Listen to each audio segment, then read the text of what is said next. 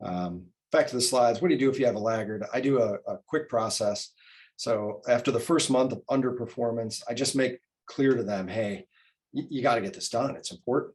I'm not just making goals for my health here, man. We've got to put a focus on it. But I don't really cast any blame right away.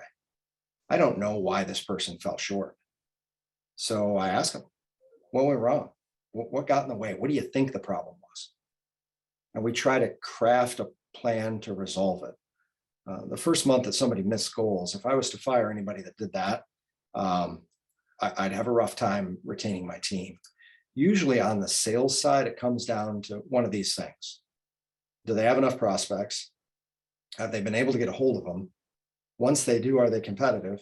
And if they're competitive, not necessarily cheaper, but competitive, can they close it? And within my CRM system, we're able to determine each of these metrics. How many leads did I give the guy? How many did he get a hold of? How many did he quote? And was he or was he not competitive? And finally, how many did he close? If I can isolate where the problem is of those 4 categories, I can usually discuss then in detail whatever that is, and resolve the issue, put together a plan. So let's say somebody falls short. I would do what you see on this screen. We would put together a plan. This is what you're going to do. I put little notes on the bottom of the employee review thing that I showed you on the previous slide, and then I send it to them in an email. But it happens again. Let's say in month 2, underperforming again. So then the question is, hey, we underperformed last month. We figured out what it was.